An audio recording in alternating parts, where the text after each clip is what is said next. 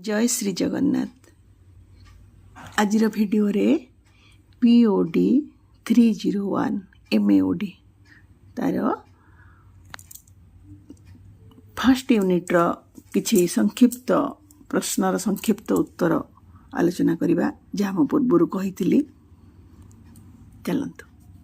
प्रश्न, भारत भूमि को प्रथमे केउ जातीय लोक माने आसीथिले एवं ऑस्ट्रो एसीय बोली केउ जातीय लोकों को कहा जाए?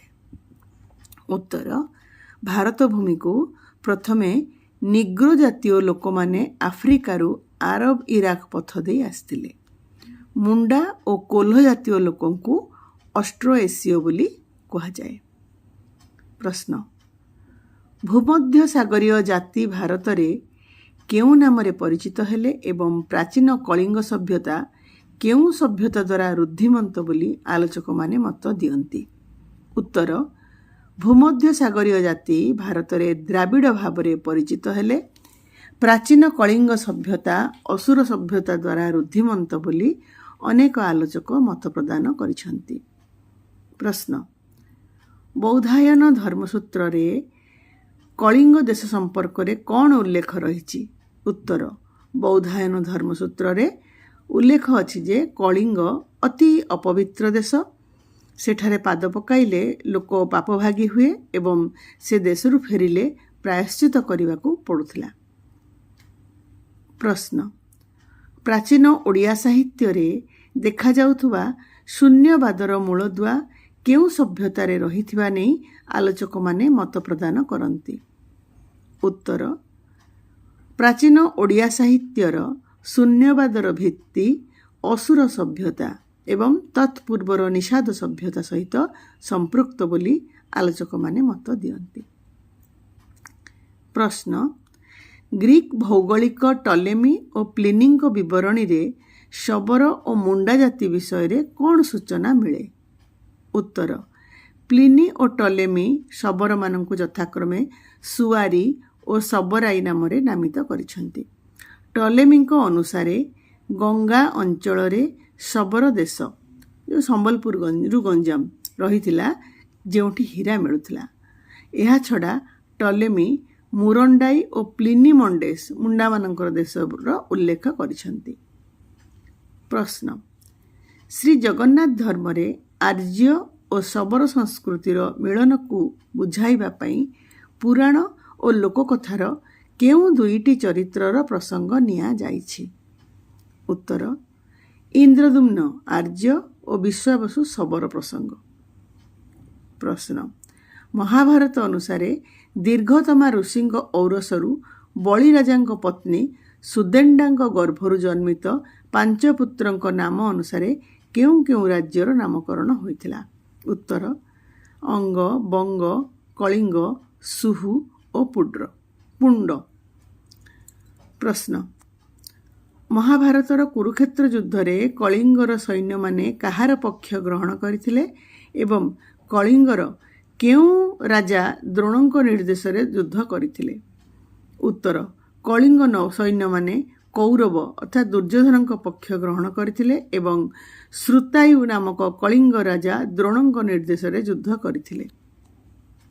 प्रश्न, महाभारतर वन पर्व रे बैतरणी नदी और बिरजा क्षेत्रर केउ महात्म्य वर्णना करा जाइछि? उत्तर, बैतरणी तीर्थरे स्नान कले समस्त पाप ध्वंस हुए और बिरजा तीर्थ दर्शन कले व्यक्ति चंद्र परी कांति विस्तार करे। एगुड़ा सब पूर्ण वाक्यर पिला माने लिखियो, मु खाली उत्तरटा कहूची। प्रश्न, पंडित नीलकंठ दास जगन्नाथ को जैन धर्मर जिनदेव बोली प्रमाणित करने पई केउ शब्द गुड़िकर संपर्क दर्शाई छंती? उत्तर, से पंडित नीलकंठ दास जगन्नाथ शबरनाथ शब्द को जैन धर्मर जिननाथ, सुमतीनाथ और शीतलनाथ प्रभृति शब्द सहित संपृक्त करिसंती। तापरे प्रश्न, पंचदश शताब्दी पूर्वरु ओडिया साहित्य रचनार केउ दुईटी धारा प्रचलित थिला? उत्तर, पंचदश शताब्दी पूर्वरु ओडिया साहित्य रचनार दुईटी धारा थिला। प्रथम धारा ଶିଳା ବା ପଥର ଚଟାଣରେ ଖୋଦିତ ଏବଂ ତମ୍ବାପଟା ଉପରେ ଲିଖିତ ସାହିତ୍ୟ, ଯାହା କଷ୍ଟକର, ବ୍ୟୟବହୁଳ ଓ ସମୟ ସାପେକ୍ଷ ଥିବାରୁ କେବଳ ଉଚ୍ଚ ବର୍ଗଙ୍କ ଦ୍ୱାରା ସମ୍ଭବ ଥିଲା, ବା ଏହାକୁ ଆମେ ଉଚ୍ଚ ବର୍ଗର ସାହିତ୍ୟ ମଧ୍ୟ କହିପାରିବା। ଦ୍ୱିତୀୟ ଧାରା, ତାଳପତ୍ର ଉପରେ ଲିଖିତ ସାହିତ୍ୟ, ଯାହା ସହଜ ଓ ସୁଲଭ ଥିବାରୁ ସାଧାରଣ ଲୋକଙ୍କ ଦ୍ୱାରା ଲେଖାଯାଉଥିଲା, ଯେପରିକି ବୌଦ୍ଧ ଓ ନାଥ ସାହିତ୍ୟ। ବୌଦ୍ଧ ଓ ନାଥ ସାହିତ୍ୟର ଉଦାହରଣ। 2 ନମ୍ବର ପ୍ରଶ୍ନ, ଆଉ ଗୋଟେ ପ୍ରଶ୍ନ, ଓଡ଼ିଆ ଜାତିର ପ୍ରଥମ ଗୌରବମୟ ଲିଖିତ ଇତିହାସ ବା ଶିଳାଲେଖ କେଉଁଠାରେ ଅବସ୍ଥିତ? ଉତ୍ତର, ଓଡ଼ିଆ ଜାତିର ପ୍ରଥମ ପ୍ରାଚୀନ ଲିଖିତ ଇତିହାସ ହେଉଛି ଭୁବନେଶ୍ୱରର ପ୍ରାଚୀନ କୁମାରଗିରି ବା ଆଧୁନିକ ଉଦୟଗିରି ପର୍ବତରେ ଥିବା ହାତୀଗୁମ୍ଫା ଶିଳାଲେଖ। ପ୍ରଶ୍ନ, ହାତୀଗୁମ୍ଫା ଶିଳାଲେଖ କେଉଁ ରାଜାଙ୍କ ଶାସନ ଓ ବ୍ୟକ୍ତିତ୍ୱ ସମ୍ପର୍କରେ ବର୍ଣ୍ଣନା କରେ? ଉତ୍ତର, ହାତୀଗୁମ୍ଫା ଶିଳାଲେଖ କଳିଙ୍ଗର ମେଘବଂଶୀ ତୃତୀୟ ରାଜା ମହାମେଘବାହନ ଐର ଖାରବେଳଙ୍କ 13 ବର୍ଷର ଶାସନକାଳ, ତାଙ୍କର ଶିକ୍ଷା ଦୀକ୍ଷା, ରାଜ୍ୟଜୟ, ପ୍ରଶାସନ ଓ ଜନହିତକାରୀ କାର୍ଯ୍ୟାବଳୀ ବର୍ଣ୍ଣନା କରେ। ପ୍ରଶ୍ନ, ଶିଳାଲେଖ ଅନୁସାରେ ରାଜା ଖାରବେଳ 15 ବର୍ଷ ବୟସ ପରେ କେଉଁ କେଉଁ ବିଦ୍ୟାରେ ପାରଦର୍ଶିତା ଲାଭ କରିଥିଲେ? ଉତ୍ତର, ଖାରବେଳ 15 ବର୍ଷ ବୟସ ପରେ ଲେଖ ବା ଲେଖନ ଓ ସାହିତ୍ୟ, ରୂପ ହେଲା ଅର୍ଥନୀତି ମୁଦ୍ରାତତ୍ତ୍ୱ, ଗଣନା ହେଲା ଗଣିତ ଶାସ୍ତ୍ର, ବ୍ୟବହାର ହେଲା ନ୍ୟାୟ ବିଚାର ଏବଂ ବିଧି ପ୍ରଶାସନିକ ଆଇନ ଆଦି ଶିକ୍ଷାରେ ପାରଦର୍ଶିତା ଲାଭ କରିଥିଲେ। ଓଡ଼ିଶାର ସଂସ୍କୃତିରେ ସର୍ବଧର୍ମ ସମନ୍ୱୟର ପ୍ରତୀକ ଭାବେ କାହାକୁ ଗ୍ରହଣ କରାଯାଇଛି? ଉତ୍ତର, ଓଡ଼ିଶା ମାଟିର ସଂସ୍କୃତିରେ ଶ୍ରୀ ଜଗନ୍ନାଥ ଚେତନାକୁ ସର୍ବଧର୍ମ ସମନ୍ୱୟର ପ୍ରତୀକ ଭାବେ ଗ୍ରହଣ କରାଯାଇଛି, ଯାହା ମୂଳତଃ ଆଦିବାସୀ ବା ଶବର ସଂସ୍କୃତିରୁ ବିକଶିତ ହୋଇ ପରବର୍ତ୍ତୀ ସମୟରେ ଆର୍ଯ୍ୟ ସଂସ୍କୃତି ସହ ସମ୍ମିଶ୍ରିତ ହୋଇଛି। ପ୍ରଶ୍ନ, 6ଠ-7ମ ଶତାବ୍ଦୀ ବେଳକୁ ଓଡ଼ିଆ ସାହିତ୍ୟ ଓ ଜ୍ଞାନ ଚର୍ଚ୍ଚାରେ ତାଳପତ୍ରର ବ୍ୟବହାର କିପରି ସାହାଯ୍ୟ କରିଥିଲା? ଉତ୍ତର, 6ଠ-7ମ ଶତାବ୍ଦୀରେ ମନ୍ଦିର ନିର୍ମାଣ ନକ୍ସା ଓ କାରିଗରୀ ବିଦ୍ୟା ପାଇଁ ତାଳପତ୍ରର ପ୍ରଚୁର ବ୍ୟବହାର ହୋଇଥିଲା। ଏହା ସଂସ୍କୃତ ଭାଷାର ପ୍ରଭାବରୁ ମୁକ୍ତ ହୋଇ ସାଧାରଣ ଲୋକଙ୍କ କଥିତ ଓଡ଼ିଆ ଭାଷାରେ ସାହିତ୍ୟ ରଚନା କରିବାର ନୂତନ ବାଟ ଖୋଲିଥିଲା। ପ୍ରଶ୍ନ, ଚର୍ଯ୍ୟାପଦ ବା ବୌଦ୍ଧ ସାହିତ୍ୟର ପୋଥି ଚର୍ଯ୍ୟାଚର୍ଯ୍ୟ ବିନିଶ୍ଚୟ କେବେ, କାହାଦ୍ୱାରା ଓ କେଉଁଠାରୁ ଆବିଷ୍କୃତ ହୋଇଥିଲା? ଉତ୍ତର, 1907 ମସିହାରେ ବଙ୍ଗୀୟ ବିଦ୍ୱାନ ହରପ୍ରସାଦ ଶାସ୍ତ୍ରୀ ନେପାଳ ରାଜଦରବାରରୁ 7ମ ଶତାବ୍ଦୀର ଚର୍ଯ୍ୟାଚର୍ଯ୍ୟ ବିନିଶ୍ଚୟ, 7ମ ଶତାବ୍ଦୀର ଏଇ ଯେଉଁ ଲିଖିତ ନାମକ ତାଳପତ୍ର ପୋଥି ଆବିଷ୍କାର କରିଥିଲେ। ପ୍ରଶ୍ନ, ଆଶ୍ଚର୍ଯ୍ୟ ଚର୍ଯ୍ୟାଚୟ ଗ୍ରନ୍ଥରେ କେତେ ଜଣ ସିଦ୍ଧାଚାର୍ଯ୍ୟଙ୍କର କେତୋଟି କବିତା ରହିଛି? ଉତ୍ତର, ଆଶ୍ଚର୍ଯ୍ୟ ଚର୍ଯ୍ୟାଚୟ ଗ୍ରନ୍ଥରେ 23 ଜଣ ବଜ୍ରଯାନ ଓ ସହଜାନ ସିଦ୍ଧାଚାର୍ଯ୍ୟଙ୍କର 46ଟି କବିତା ବା ଚର୍ଯ୍ୟାଗୀତି ରହିଛି। କେତେ ଜଣକୁ 47ଟି ମଧ୍ୟ କହନ୍ତି। ଚର୍ଯ୍ୟା ସାହିତ୍ୟର ପ୍ରଶ୍ନ, ଚର୍ଯ୍ୟା ସାହିତ୍ୟର ପ୍ରାଚୀନତମ କବି ବା ଆଦି ସିଦ୍ଧାଚାର୍ଯ୍ୟ କିଏ? ଉତ୍ତର, ଚର୍ଯ୍ୟା ସାହିତ୍ୟର ପ୍ରାଚୀନତମ କବି ବା ଆଦି ସିଦ୍ଧାଚାର୍ଯ୍ୟ ହେଉଛନ୍ତି ସରହପାଦ ବା ସରହପା। ପ୍ରଶ୍ନ, ଏହା ବିଷୟରେ ଆଉ ତୁମେ 2-3 ଧାଡ଼ି ଲେଖିଦେବ। ପ୍ରଶ୍ନ, ଚର୍ଯ୍ୟାଗୀତିକା ଗୁଡ଼ିକ କେଉଁ କେଉଁ ବୌଦ୍ଧ ଧର୍ମଶାଖା ସହିତ ସମ୍ପୃକ୍ତ ଓ ଏହାର ଭାଷାକୁ କ'ଣ କୁହାଯାଏ?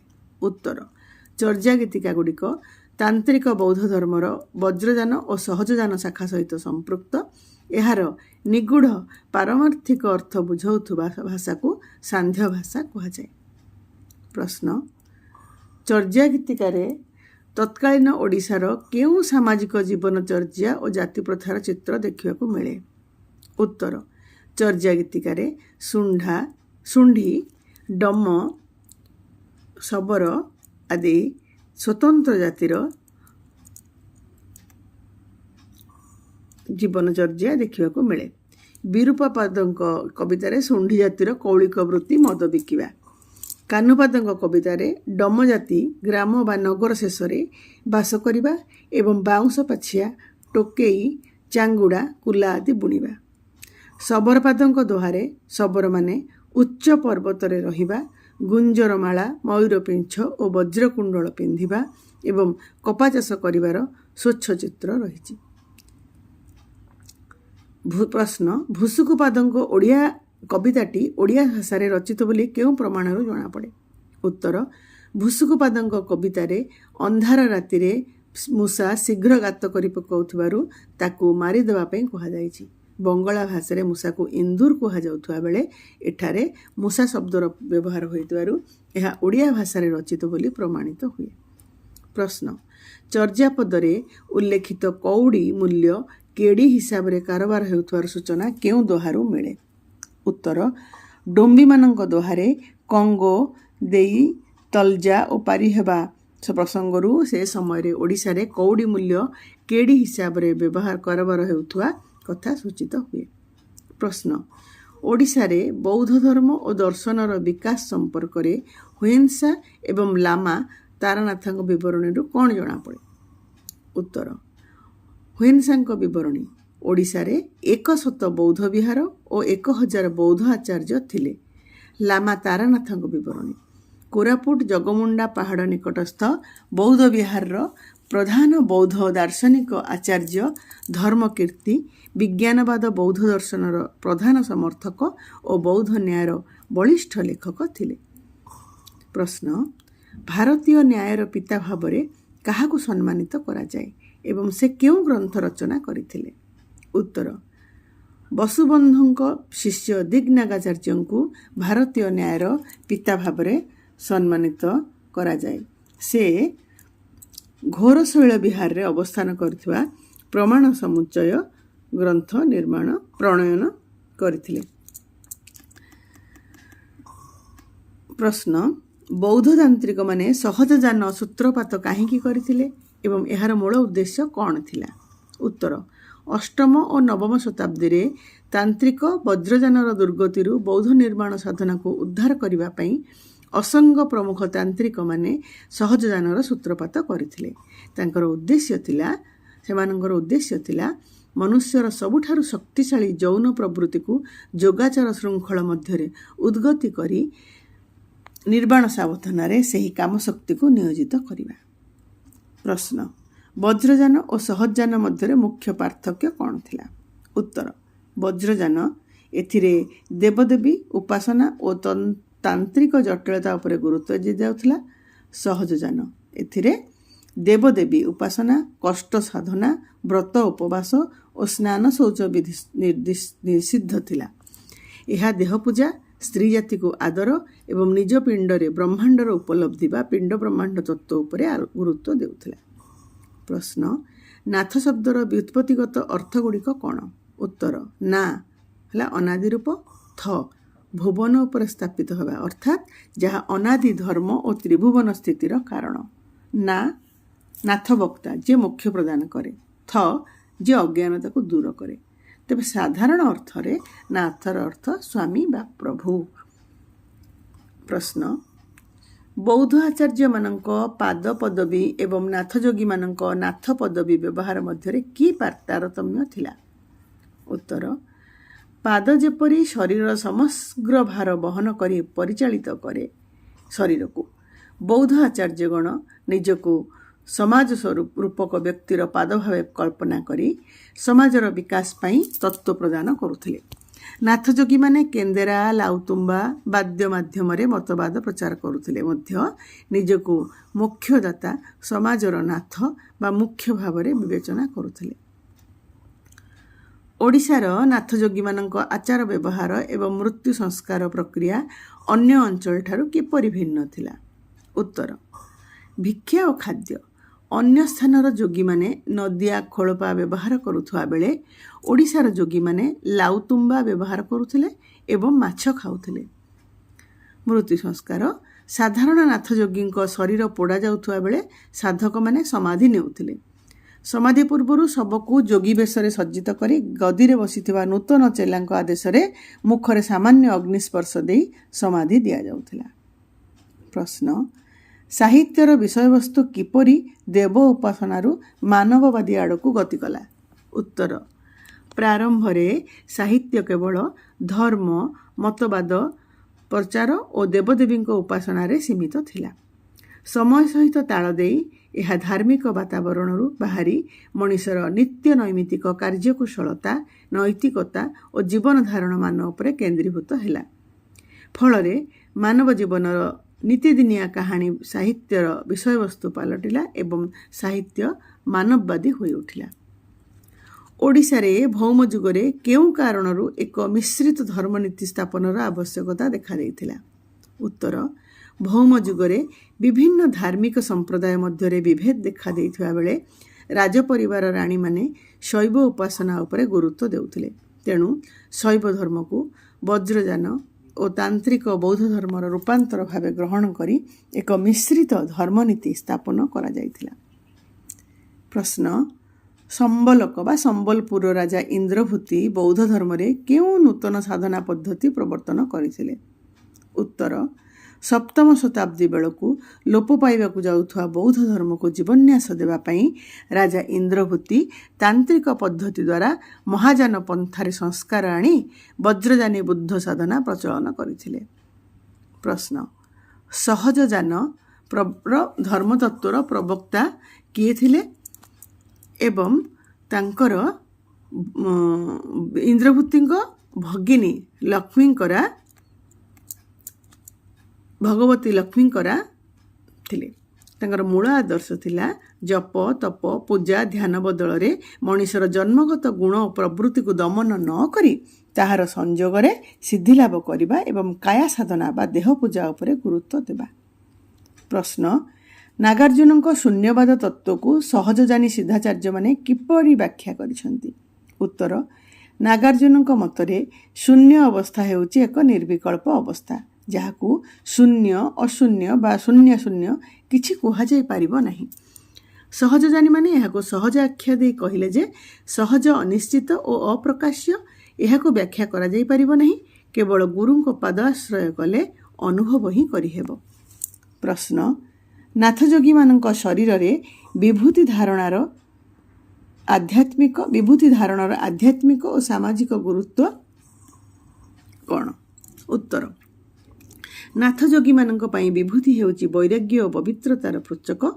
ସେମାନେ ଶ୍ମଶାନର ବିଭୂତି ପ୍ରଲେପନ କରନ୍ତି। ଗୋରଖନାଥଙ୍କ ରଚିତ ବିଭୂତି ମନ୍ତ୍ର ଅନୁସାରେ ଏହା ଶିବଙ୍କ ମହିମା ଜ୍ଞାପନ କରେ ଓ ସାଧାରଣ ଲୋକଙ୍କୁ ପବିତ୍ର ଜୀବନ ଓ ଶିବଭକ୍ତି ଦିଗରେ ପ୍ରବର୍ତ୍ତାଏ। ପ୍ରଶ୍ନ, ଓଡ଼ିଶାରେ ନାଥଯୋଗୀଙ୍କ କୌଳିକ ବୃତ୍ତି କ'ଣ ଥିଲା ଏବଂ ସେମାନେ ସମାଜରେ କିପରି ଆଦୃତ ହେଉଥିଲେ? ଉତ୍ତର, ଓଡ଼ିଶାରେ ନାଥଯୋଗୀମାନଙ୍କ କୌଳିକ ବୃତ୍ତି ଥିଲା ଚିକିତ୍ସା କରିବା ବା ବୈଦ୍ୟ ବୃତ୍ତି। ବିଶେଷ କରି ସାପ କାମୁଡ଼ା, ବିଛା କାମୁଡ଼ା, ବାନ୍ତି ଓ ଅନ୍ୟାନ୍ୟ ଦୈନନ୍ଦିନ ରୋଗର ଉପଶମ କରି ସେମାନେ ଶିବଙ୍କ ଅବତାର ଭାବେ ଘରେ ଘରେ ଆଦୃତ ହୋଇପାରିଥିଲେ। ପ୍ରଶ୍ନ, ତାନ୍ତ୍ରିକ ଆଚାରରେ ପଞ୍ଚମକାର ବା ବାମାଚାର କହିଲେ କ'ଣ ବୁଝାଏ ଏବଂ କୁଳାର୍ଣ୍ଣବ ଗ୍ରନ୍ଥରେ ଏହାର ଆଧ୍ୟାତ୍ମିକ ଅର୍ଥ କିପରି ଦିଆଯାଇଛି? ଉତ୍ତର, ପଞ୍ଚମକାର ହେଉଛି 5ଟି ମକାର ହେଲା। ପଞ୍ଚମକାର ହେଉଛି ମଦ୍ୟ, ମାଂସ, ମତ୍ସ୍ୟ, ମୁଦ୍ରା ଓ ମୈଥୁନ। ମଦ୍ୟ ସହସ୍ରାର ପଦ୍ମରୁ ନିଃସୃତ ଅମୃତ। ମାଂସ ପାପ ପୁଣ୍ୟ ରୂପୀ ପଶୁକୁ ହତ୍ୟା କରି ଚିତ୍ତରେ ଲୀନ କରିବା। ମତ୍ସ୍ୟ ପ୍ରାଣାୟାମ ଦ୍ୱାରା ଇଡ଼ା ଓ ପିଙ୍ଗଳା ନାଡ଼ିକୁ ଛେଦନ କରିବା। ଇଡ଼ା ପିଙ୍ଗଳା ମାନେ ଗଙ୍ଗା ଯମୁନା ମଧ୍ୟ ତାକୁ କୁହାଯାଏ, ନାଡ଼ି ଦିଟା। ମୁଦ୍ରା ଅସତ ସଙ୍ଗ ଛାଡ଼ି ସତ୍ସଙ୍ଗ କରିବା। ମୈଥୁନ ସୁଷୁମ୍ନା ନାଡ଼ିରେ ପ୍ରାଣବାୟୁର ସମାଗମ। ପିଲାମାନେ ସର୍ଟ କୋଶ୍ଚିନ୍ ପାଇଁ ହିଁ ଏତିକି ଆନ୍ସର ଦିଆଯାଇଛି। ଏହାର ଯଦି 5 ନମ୍ବରିଆ କୋଶ୍ଚିନ୍ ପଡ଼ିବ ତେବେ ସେଗୁଡ଼ିକୁ ଆଉ ଟିକେ ଟିକେ ବର୍ଣ୍ଣନା କରିବ। ପ୍ରଶ୍ନ, ପିଣ୍ଡ ହିଁ ବ୍ରହ୍ମାଣ୍ଡ ତତ୍ତ୍ୱର ମୂଳ କଥା କ'ଣ ଏବଂ ଓଡ଼ିଶାରେ କେଉଁ କେଉଁ ଧର୍ମଧାରାରେ ଏହା ଆଦୃତ ହୋଇଛି? ଉତ୍ତର, ପିଣ୍ଡ ହିଁ ବ୍ରହ୍ମାଣ୍ଡ ତତ୍ତ୍ୱ ଅନୁସାରେ ସମଗ୍ର ବ୍ରହ୍ମାଣ୍ଡର ସତ୍ତା ମଣିଷର ନିଜ ପିଣ୍ଡ ବା ଶରୀର ମଧ୍ୟରେ ହିଁ ବିଦ୍ୟମାନ। ତେଣୁ ଦେହ ପୂଜା ଓ ଶରୀର ସାଧନା ହିଁ ମୁଖ୍ୟ। ଓଡ଼ିଶାରେ ସହଜଯାନ, ତାନ୍ତ୍ରିକ ବୌଦ୍ଧ ସମ୍ପ୍ରଦାୟ ଏବଂ ପରବର୍ତ୍ତୀ ସମୟରେ ମହିମା ଧର୍ମରେ ଏହି ତତ୍ତ୍ୱର ଗୁରୁତ୍ୱ ବୃଦ୍ଧି ପାଇଛି। ପ୍ରଶ୍ନ, ତିବ୍ବତରେ ଲାମା ଧର୍ମର ପ୍ରତିଷ୍ଠା କିପରି ହୋଇଥିଲା ଏବଂ ଏହାର ପ୍ରଥମ ଲାମା କିଏ ଥିଲେ? ପ୍ରସିଦ୍ଧ ବୌଦ୍ଧ ପଣ୍ଡିତ ଶାନ୍ତରକ୍ଷିତଙ୍କ ପରାମର୍ଶ କ୍ରମେ ପଦ୍ମସମ୍ଭବ ତିବ୍ବତ ଯାଇ ସେଠାରେ ଅଧିବାସୀଙ୍କୁ ବଶୀଭୂତ କରିଥିଲେ। ସେ ସହଜଯାନ ଓ ବଜ୍ରଯାନର ସମନ୍ୱୟରେ ଲାମା ଧର୍ମ ସ୍ଥାପନ କରିଥିଲେ। ପଦ୍ମସମ୍ଭବ ହିଁ ତିବ୍ବତର ପ୍ରଥମ ଲାମା ଥିଲେ। ବର୍ତ୍ତମାନର ଲାମା ଦଲେଇ ଲାମା। ପ୍ରଶ୍ନ, ପ୍ରାକ୍ ସାରଳା ଯୁଗରେ କେଉଁ କେଉଁ ଧର୍ମର କଥା କୁହାଯାଇଛି? ଉତ୍ତର, ପ୍ରାକ୍ ସାରଳା ଯୁଗରେ ମୁଖ୍ୟତଃ ଜୈନ ଧର୍ମ, ବୌଦ୍ଧ ଧର୍ମ, ଶୈବ ଧର୍ମ, ନାଥ ଧର୍ମ, ଶାକ୍ତ ଧର୍ମ, ବୈଷ୍ଣବ ଧର୍ମ ଏବଂ ପ୍ରାଚୀନ ଶବର ସୌର ସଂସ୍କୃତି ବିଷୟରେ କୁହାଯାଇଛି। ପ୍ରଶ୍ନ, ନାଥ ସାହିତ୍ୟର ଦୁଇଟି ସାହିତ୍ୟ ବିଷୟରେ ଲେଖ। ଉତ୍ତର, ନାଥ ସାହିତ୍ୟର ଦୁଇଟି ପ୍ରମୁଖ ରଚନା ବା ଗ୍ରନ୍ଥ ହେଉଛି ଶିଶୁବେଦ, ଗୋରଖ ସଂହିତା କିମ୍ବା ସପ୍ତାଙ୍ଗ ବା ଅମରକୋଷ। ଯଦି 4ଟା ଥିବ ତ 4ଟା ଲେଖିବ, 6ଟା ଥିବ 6ଟା ଲେଖିବ। ପ୍ରଶ୍ନ, ଜୈନ ଧର୍ମର ଉତ୍ପତ୍ତି କେବେ ହୋଇଥିଲା? ଉତ୍ତର, ଜୈନ ଧର୍ମର ଉତ୍ପତ୍ତି ପ୍ରାଚୀନ କାଳରୁ ହୋଇଥିଲେ ମଧ୍ୟ ଐତିହାସିକ ଦୃଷ୍ଟିକୋଣରୁ ଖ୍ରୀଷ୍ଟପୂର୍ବ 6ଠ ଶତାବ୍ଦୀରେ 24 ତୀର୍ଥଙ୍କର ବର୍ଦ୍ଧମାନ ମହାବୀରଙ୍କ ସମୟରେ ଏହା ବ୍ୟାପକ ଭାବେ ପ୍ରସାରିତ ଓ ପ୍ରତିଷ୍ଠିତ ହୋଇଥିଲା। ପ୍ରଶ୍ନ, ଶୈଳୋଦ୍ଭବ ବଂଶର ଶାସନ ସମୟରେ କେଉଁ କେଉଁ ମନ୍ଦିର ନିର୍ମିତ ହୋଇଥିଲା?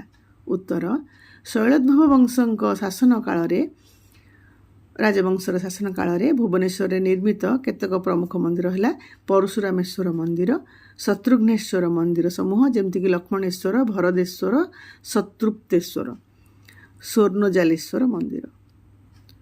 ପ୍ରଶ୍ନ, ବଜ୍ରଯାନ ଓ ସହଜଯାନର ପ୍ରବର୍ତ୍ତକ କିଏ ଥିଲେ? ଉତ୍ତର, ଏହାର ପ୍ରବର୍ତ୍ତକ ମୁଖ୍ୟ ପୁରୋଧା ଥିଲେ ଉଡ୍ଡୀୟାନ ବା ଓଡ଼ିଶାର ରାଜା ଇନ୍ଦ୍ରଭୂତି। କାହାର? ନା ବଜ୍ରଯାନର। ଆଉ ସହଜଯାନର ପ୍ରବର୍ତ୍ତିକା ଥିଲେ ରାଜା ଇନ୍ଦ୍ରଭୂତିଙ୍କ ଭଗିନୀ ଲକ୍ଷ୍ମୀଙ୍କରା ଏବଂ 84 ସିଦ୍ଧାଚାର୍ଯ୍ୟଙ୍କ ମଧ୍ୟରୁ ଅନ୍ୟତମ ସରହପା ବା ସରହପାଦ। ପିଲାମାନେ ମୋ ସହିତ ଯୋଡ଼ି ହେଇ ରୁହ। ଆହୁରି ବହୁତ ସାରା ଆମେ ପ୍ରଶ୍ନ ଉତ୍ତର ଆଲୋଚନା କରିବା ସବୁ ବିଷୟର। ଏଇଟି ହେଲା 301ର ୟୁନିଟ୍ 1ର ପ୍ରଶ୍ନର ସଂକ୍ଷିପ୍ତ ଉତ୍ତର। ବର୍ତ୍ତମାନ ଆମେ ଆତ୍ମପରୀକ୍ଷଣ ଯେଉଁ ପ୍ରଶ୍ନାବଳୀ ଅଛି ତାର ଦୀର୍ଘ ଗୁଡ଼ାକ ତ ଆମେ ଆଲୋଚନା କରିଦେଲେ ପୂର୍ବ ଭିଡ଼ିଓରେ ଦେଖିବା, ଆଉ ଏଇ ଭିଡ଼ିଓରେ ମଧ୍ୟ ଗୋଟେ ରହିଛି। ଏବଂ ବର୍ତ୍ତମାନ ସଂକ୍ଷିପ୍ତ ପ୍ରଶ୍ନର ଉତ୍ତର ଗୁଡ଼ିକ ଆଲୋଚନା କରିବା। କ, ପ୍ରାକ୍ ସାରଳା ଯୁଗରେ କେଉଁ କେଉଁ ଧର୍ମର କଥା କୁହାଯାଇଛି?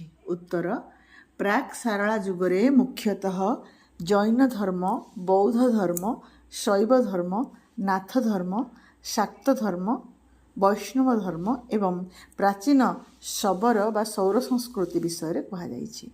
ଖ, ନାଥ ସାହିତ୍ୟର ଦୁଇଟି ସାହିତ୍ୟ ବିଷୟରେ ଲେଖ। ନାଥ ସାହିତ୍ୟର ଦୁଇଟି ପ୍ରମୁଖ ଗ୍ରନ୍ଥ ହେଉଛି ଶିଶୁବେଦ, ଗୋରଖ ସଂହିତା କିମ୍ବା ସପ୍ତାଙ୍ଗ ବା ଅମରକୋଷ। ଏହା ବିଷୟରେ ଟିକେ ଟିକେ ଲେଖିବ। ମୁଁ ଖାଲି ଉତ୍ତରଟା କହୁଛି ଆଉ ତୁମେ ଟିକେ ଟିକେ ମିଶେଇ ଲେଖିବ। ଗ, ଜୈନ ଧର୍ମର ଉତ୍ପତ୍ତି କେବେ ହୋଇଥିଲା? ଜୈନ ଧର୍ମର ଉତ୍ପତ୍ତି ପ୍ରାଚୀନ କାଳରୁ ହୋଇଥିଲେ ହେଁ ଐତିହାସିକ ଦୃଷ୍ଟିକୋଣରୁ ଖ୍ରୀଷ୍ଟପୂର୍ବ 6ଠ ଶତାବ୍ଦୀରେ 24ତମ ତୀର୍ଥଙ୍କର ବର୍ଦ୍ଧମାନ ମହାବୀରଙ୍କ ସମୟରେ ଏହା ବ୍ୟାପକ ଭାବେ ପ୍ରସାରିତ ଏବଂ ପ୍ରତିଷ୍ଠିତ ହୋଇଥିଲା। ଘ, ଶୈଳୋଦ୍ଭବ ବଂଶଙ୍କ ଶାସନ ସମୟରେ କେଉଁ କେଉଁ ମନ୍ଦିର ନିର୍ମିତ ହୋଇଥିଲା? ଉତ୍ତର, ଶୈଳୋଦ୍ଭବ ବଂଶଙ୍କ ଶାସନ କାଳରେ ଭୁବନେଶ୍ୱରରେ ନିର୍ମିତ କେତେକ ପ୍ରମୁଖ ମନ୍ଦିର ହେଉଛି ପରଶୁରାମେଶ୍ୱର ମନ୍ଦିର, ଶତ୍ରୁଘ୍ନେଶ୍ୱର ମନ୍ଦିର ସମୂହ ଯେମିତିକି ଲକ୍ଷ୍ମଣେଶ୍ୱର, ଭରତେଶ୍ୱର ଆଉ ଶତ୍ରୁଘ୍ନେଶ୍ୱର, ସ୍ୱର୍ଣ୍ଣଜାଲେଶ୍ୱର ମନ୍ଦିର। ବଜ୍ରଯାନ ଓ ସହଜଯାନର ପ୍ରବର୍ତ୍ତକ କିଏ ଥିଲେ? ଉତ୍ତର, ଥିଲେ ଏହାର ପ୍ରବର୍ତ୍ତକ ମୁଖ୍ୟ ପୁରୋଧା ଥିଲେ ଉଡ୍ଡୀୟାନ ବା ଓଡ଼ିଶାର ରାଜା ଇନ୍ଦ୍ରଭୂତି। ଏହି ହେଲେ ବଜ୍ରଯାନର ଓ ସହଜଯାନ ଏହାର ପ୍ରବର୍ତ୍ତକ ଇନ୍ଦ୍ରଭୂତିଙ୍କର ଭଗିନୀ ଲକ୍ଷ୍ମୀଙ୍କରା ଏବଂ 84 ସିଦ୍ଧାଚାର୍ଯ୍ୟଙ୍କ ମଧ୍ୟରୁ ଅନ୍ୟତମ ସରହପ୍ପା ବା ସରହପାଦ ଥିଲେ। ତାହେଲେ ପିଲାମାନେ ଏଇଟା ସରିଲା ପରେ ଆମେ ଆଉ ପୁଣି ଅନ୍ୟ ପ୍ରଶ୍ନ ଗୁଡ଼ିକର ଉତ୍ତର ଆଲୋଚନା କରିବା। ଆହୁରି